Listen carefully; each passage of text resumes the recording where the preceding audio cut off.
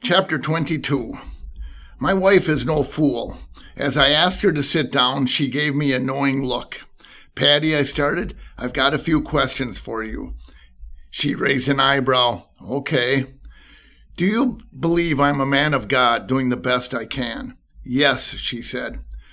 "Do you believe men are my ministry, men who are broken, men who are struggling like I once did?" "Yes," she said. "Absolutely. Your story calls for that."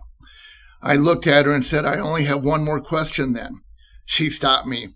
"Dennis, what about your job? We need the income. And what about the boys, their activities and insurance with your hard stuff?" She went on, and each of her concerns were more valid than the last. I listened to what she had to say. She was absolutely right. I had no idea where the money would be coming from. But I've always been more comfortable working things out as I go, flying by the seat of my pants. Patty was more comfortable having a steady plan. She needed security. Still, I felt God calling me to do this. I figured as long as I was breathing, somehow we'd have food to eat. I let her finish. Only when she couldn't think of any other objections to add to the list did I speak. "Well, Patty," I gave her my most charming smile, "I didn't ask my question yet." She sighed. "Do we trust God?" "Of course, but," and I could see she was revving herself up again. Whoa, I said. "It's a simple question. Yes or no. Not yes, but, or yes, when. There are no gray areas when it comes to trusting God. Either we do or we don't." She studied the floor for a few long minutes. Then she raised her head and looked me straight in the eyes. "Yes," she said. "Yes, we do. Patty, I want to quit my job and start ministry full time." She couldn't help but laugh with me. "All right, Dennis," she said, "go for it."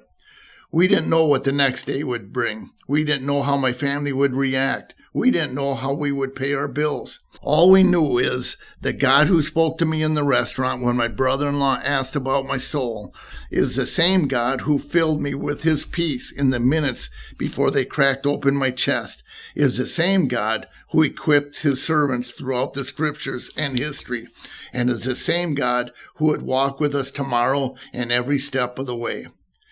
God had called me to take his light into the darkness of prison and drug addiction. I knew if I followed his call, I could trust him to take care of my family, my finances, and all the rest. It has been scary and exciting. The journey hasn't been easy. We stumbled along the way. But God has been faithful every step. A few weeks after our conversation, I called my boss and told him I wasn't coming back in the spring. We had less than $300 in the bank when I entered full-time ministry. 3 years have passed since that day. We have never missed a single bill.